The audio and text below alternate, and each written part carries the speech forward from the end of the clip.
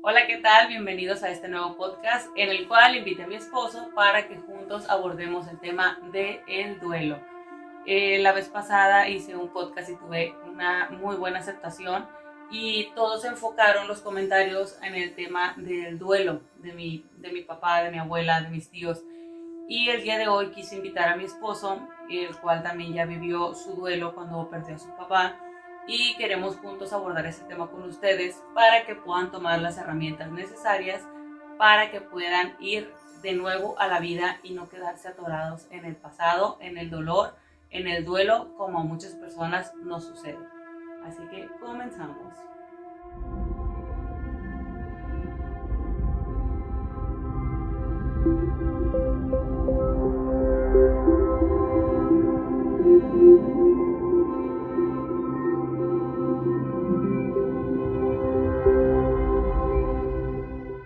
Antonio, en el podcast pasado platiqué sobre mi pérdida, de cómo fue ese proceso, esos momentos, y pues yo lo cuento de una manera, pero quería que tú contaras, porque a lo mejor todos, la Wendy lo cuenta muy bonito, la Wendy lo platica de una manera de que, el duelo le cambió la vida para bien, siendo que sí, pero me lo cambió para bien, pero si yo pudiera tener a mi papá, yo lo quisiera tener aquí.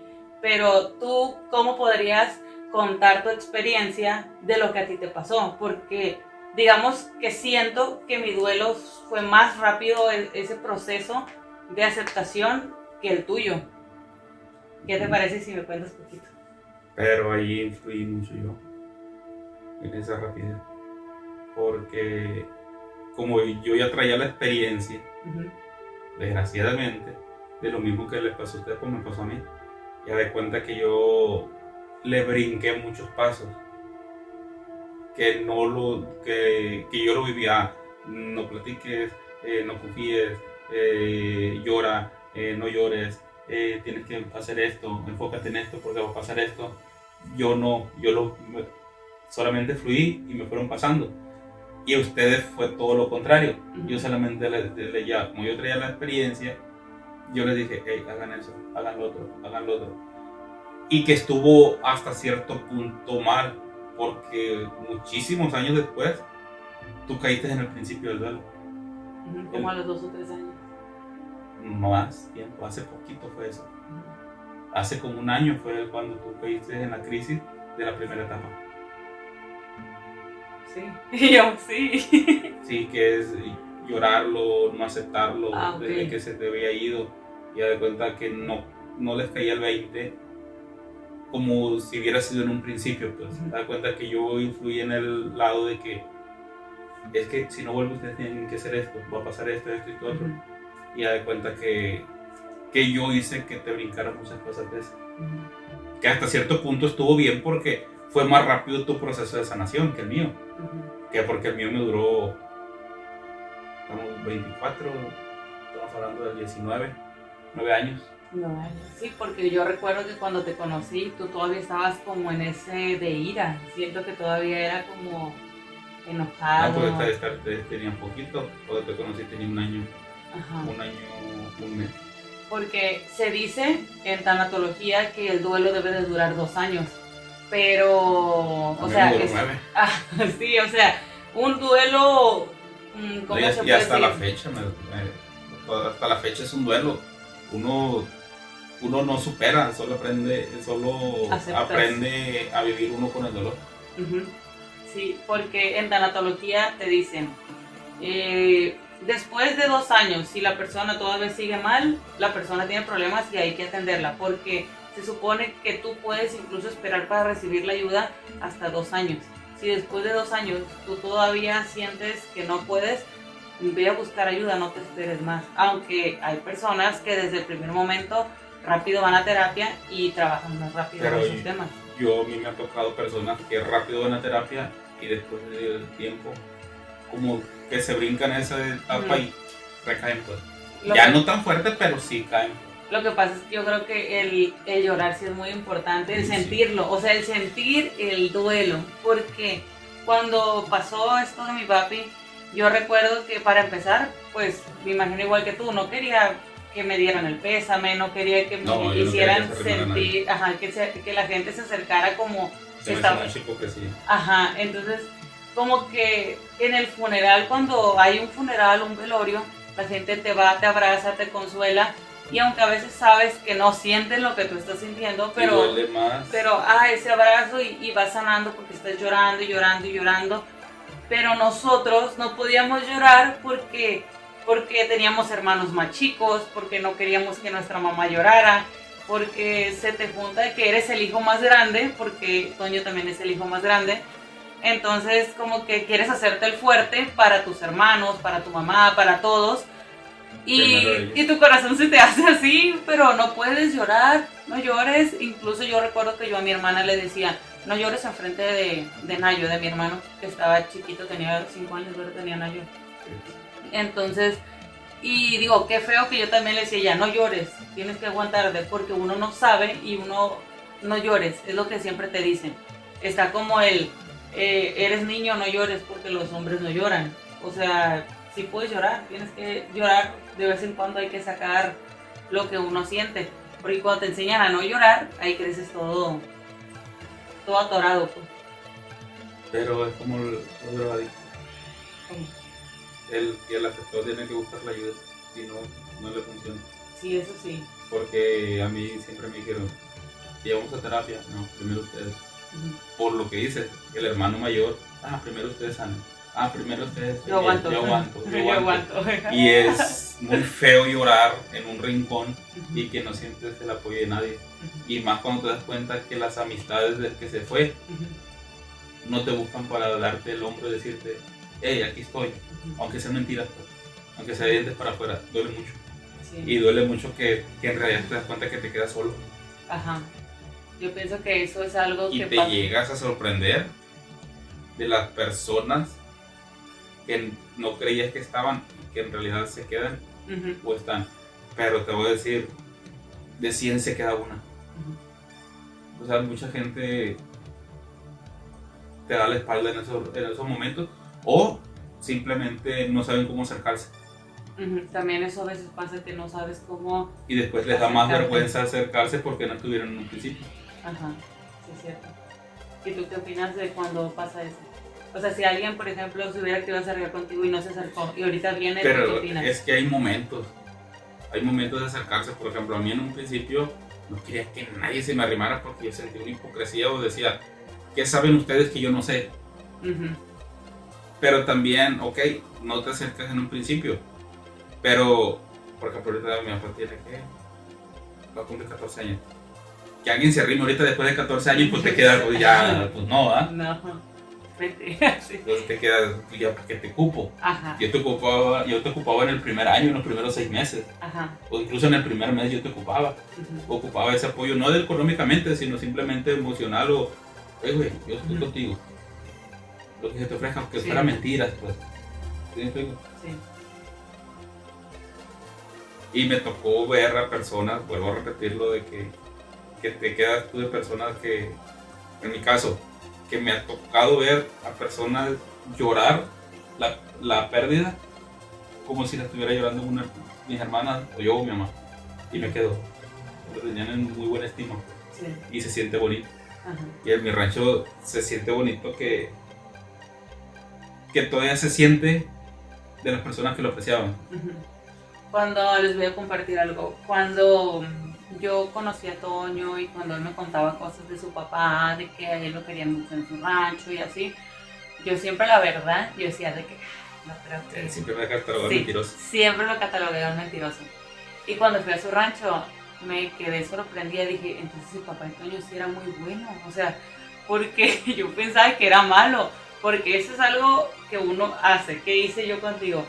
Cuando Toño me contó cómo había pasado lo de su papá, que dijo, no, pues a mi papá lo levantaron, como les conté en el video anterior, como les conté en el podcast anterior, yo le dije, pues algo ha de haber hecho tu papá, porque a nadie se lo llevan nada más porque sí.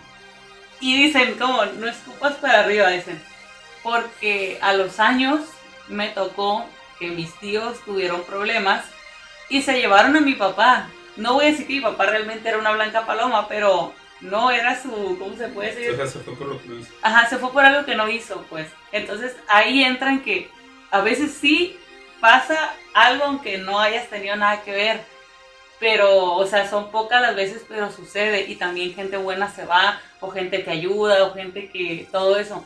Y es algo muy difícil porque cuando vamos al rancho de Toño, la gente de que, ay, mijo, ¿cómo te pareces a tu papá? Ay, ¿cómo me recuerdas a tu papá? Y cosas así, o cuentan historias de su papá, y para él es algo muy bonito, pero a la vez también es algo que le mueve mucho porque es triste.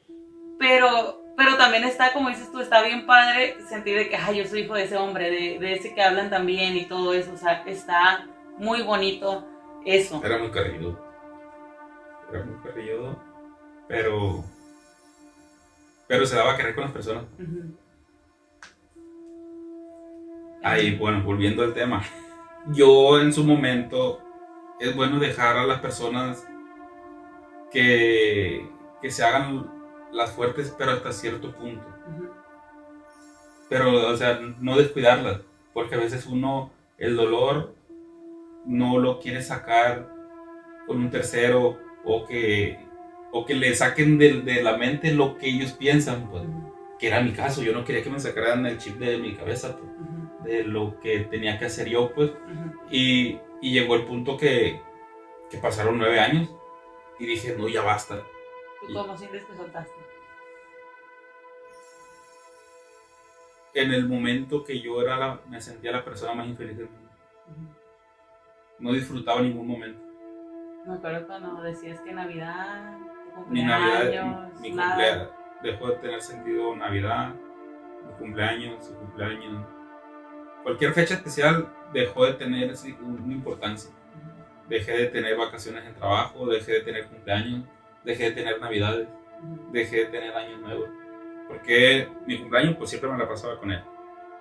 Navidades con él, Año Nuevo con él, Día de la Madre con él, su cumpleaños con él. O sea, todo era él, pues. Todo mi mundo era él. Oye, fíjate, es algo muy importante que la gente siempre, como mujer, le das más atención a las mujeres. Ah, perdió su papá, ah, esto. Pero un hombre es como que, ah, perdiste. O incluso me ha tocado ver temas de embarazo, ahora que hemos andado en eso, que dicen a la mujer, ay, lo siento mucho, perdiste el bebé, o ay, o sea, como si nada más la mujer sintiera. Y dicen, los hombres también sienten tristeza de perder un embarazo, pero es como que, ah, pobrecita la mujer, el hombre ahí está fuerte, pues, o sea, como que no sintiera. Como ahora que nos pasó a nosotros, Ajá. solamente hubo una persona. Ajá. Que a mí me mandó mensaje. Sí, o sea, todos es, pobrecita la Wendy, pobrecita la Wendy, pobrecita la Wendy. Y no es, ah, pobrecito Toño, o lo siento mucho Wendy, lo siento esto, pero no es un, lo siento Toño, o sea, como que, ah, por ser hombre eres fuerte y no te duele. O sea, los hombres los descuidan mucho en los duelos. Es demasiado lo que descuidas a un hombre. A menos que sea un niño, creo que le pones atención, pero en una cierta edad... Pero no le ponen la misma importancia que a una niña. No, eso sí es cierto. Como que seguimos con el tema de que el hombre es rudo, fuerte y no debe tener sentimientos. Y o sea, yo nunca quise que me llevaran a terapia. Pero yo sí lo ocupaba, pues. Sí, te urgía. Y yo fui hasta que yo dije, yo, basta. Quiero ser feliz. Quiero empezar a volver a vivir. Y llegó el punto que yo siento que empecé a perdonar, a soltar, a querer vivir, a disfrutar. A mí no me importan chismes ni cosas, no. ¿Qué sentías cuando te decía la gente, ve a terapia? O ¿por qué no vas a terapia? No, pues yo decía, no, me quieren sacar el chip de la cabeza. Ajá, te me quieren dar la cabeza. Yo siento que toda la gente, incluso en clientas que tengo, sus parejas no las dejan ir a terapia porque dicen, no, lo va a hacer que me deje. Es que pues sí es cierto. O sea, pero si está mala la relación... Depende de cómo esté la relación. Ajá, pero el hombre que ya sabe que no está bien la cosa, no, que no vaya. O sea, si sus maridos no las dejan ir a terapia... A ver, ¿por qué no dice sus maridos? ¿Por qué no dice sus mujeres? Hombres, si sus mujeres no los dejan ir a terapia. No las dejan ir a terapia. No los dejan ir a terapia. Ajá, cuidado, porque tu mujer es mala. Ey. Yo sí te dejo ir a terapia. Entonces, bueno, y ya cuando fuiste a terapia, porque es algo bien difícil tomar la decisión de... Pero el problema es que yo no fui a terapia. Yo primero no fui a terapia. ¿Hiciste terapia? Primero no, Sí. después con ustedes. No. Fuiste primero con Marta porque rompías las cosas, ¿no te acuerdas? Tirabas las cosas. ¿No te acuerdas de ese momento de tu vida? ¿Qué? Toño siempre ha sido muy enojón, pero en los mismos tiempos que yo les conté cuando hicimos nuestro primer intento de embarazo y que no funcionó y que yo me sentí muy mal, muy triste y que me sentí muy enojada con Dios y con la vida, yo empecé a ir a terapia. Al tiempo, Toño empezó a tener un comportamiento como muy agresivo. No conmigo, sino que, por ejemplo, se desesperaba y tiraba las cosas, aventaba todo. Ajá, así como iba yo. ¿Por qué sacas eso? Sí, porque pues, tiene que salir. Ay, no lo voy a cortar. No. Toño empezó a ponerse como de una manera, a comportarse agresivo. No conmigo, pero a tirar las cosas. Si algo le salía mal, era como que ¡ay! Decía groserías. Como que él se sentía, ¿cómo se dice? Irritante, frustrado, irritable, no sé. O sea, como que él no quería nada, pues nada le hacía feliz. Y yo recuerdo que le dije que si no cambiaba esa actitud, pues las cosas no iban a estar bien y que él necesitaba realmente ayuda. Y pues él siempre se negó a la ayuda. Y yo le comenté de Marta, la psicóloga, la terapeuta que les recomendé, bueno, que les conté la semana pasada en el podcast anterior. Y yo lo recomendé con Marta, la terapeuta que les comenté en el podcast anterior. Y él aceptó a ir y desde ahí hubo un cambio en su comportamiento. ¿Por qué? Porque a veces cuando tienes los duelos así a todo lo que da, que no estás superando, no estás viviendo, todo te frustra, todo te hace enojar, o sea, todo te molesta. Como les dije, cuando yo miré ese negativo y llegué a mi casa, quise tirar todas las cosas, me sentí muy enojada, me quise pegarle a la pared, fue como un, ¿por qué Dios me haces esto? ¿Por qué a otras personas sí las dejas tener hijos y por qué a mí no me dejas? Pero después de eso empecé a llorar por mi papá, por mi abuela, por la vida que estaba teniendo, por lo que les conté de mi mamá. Entonces me di cuenta que en ese momento no quería un hijo, quería alguien que me hiciera feliz para yo olvidar el duelo, y eso está muy mal, que no lo traigan, no lo proceses, no lo lleves a la realidad. Entonces, cuando fui a la ayuda, ahí empezó mi vida a cambiar. ¿Por qué? Porque también esa terapia me abrió mucho a querer leer, a querer buscar libros de autoayuda, a mejorar con diferentes tipos de terapia, como les conté. Entonces, desde ahí empezó mi transformación. Pero yo siempre les digo, cuando tú te empiezas a transformar, tú eres como un foquito apagado. Y que cuando empieza la transformación, ese foquito se enciende y empiezas a iluminar a los que te rodean. Y los que te rodean van a tender a iluminarse. Y cuando ellos se iluminen, van a iluminar a más personas. Entre más haya conocimiento, a más personas vamos a iluminar. En este caso, cuando Toño empieza a comportarse así, yo le digo que por favor vaya a terapia, que le va a servir, que con Marta no es una terapia normal de estar yendo cada semana, que no se sintiera comprometido a estar yendo como a veces te venden la terapia normal. Y se convenció y fue, y le gustó mucho ir y empezó a tener cambios positivos. Después de eso, ya fue donde entra lo de la sanación. Es que no me acuerdo los tiempos, según yo era primero uno y luego otro. Después de eso entra la sanación. Conocemos a una persona que nos habla me habla a mí temas espirituales y cosas así. Yo me acerco a esos temas también a aprender lo que pueda. Y en ese tiempo empecé a aprender sobre las sanaciones y a hacer canalizaciones.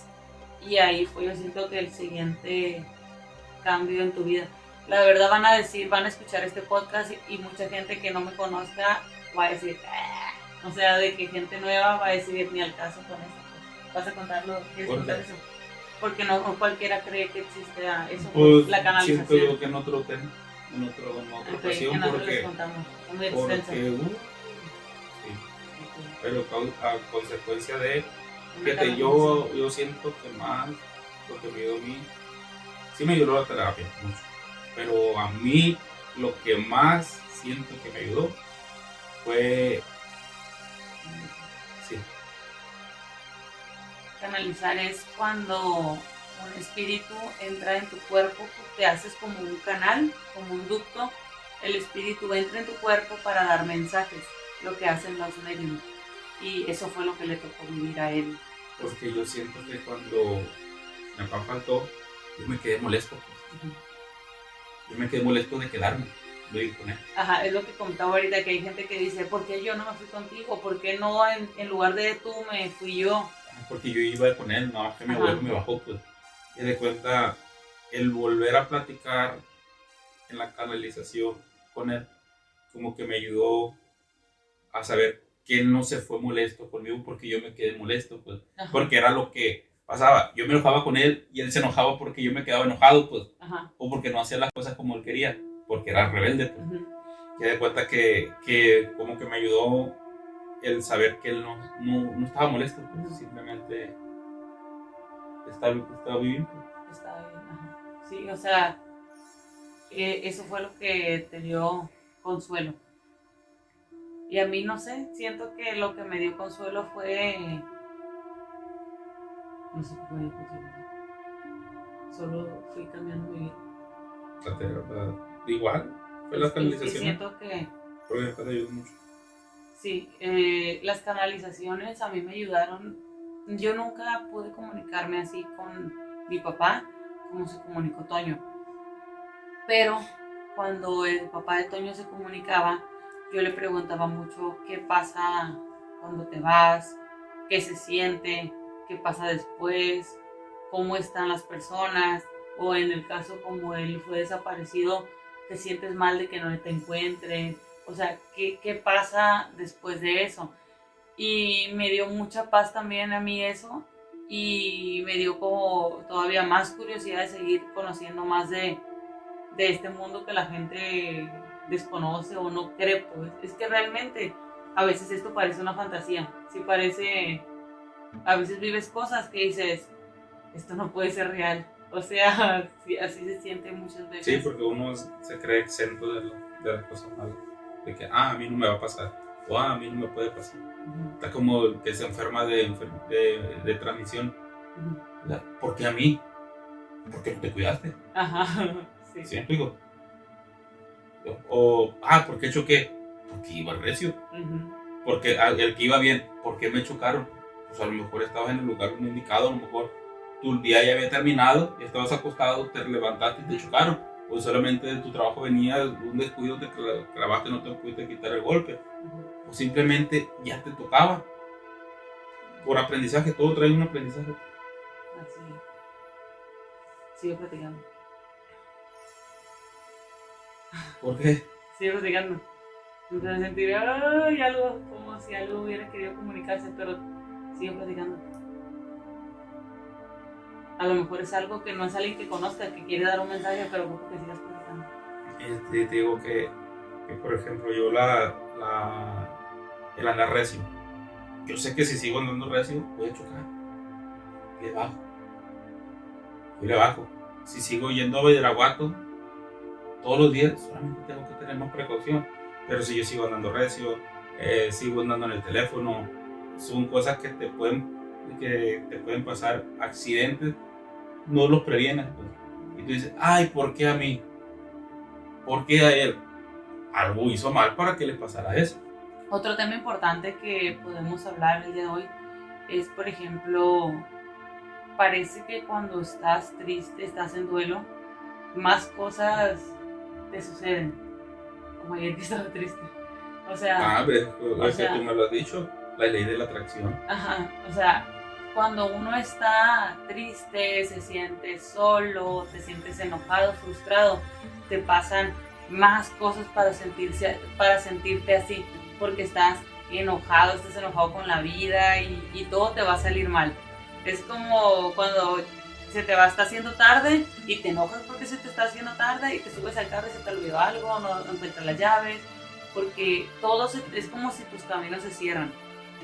Cuando empiezas a pensar más positivo, todo se despeja.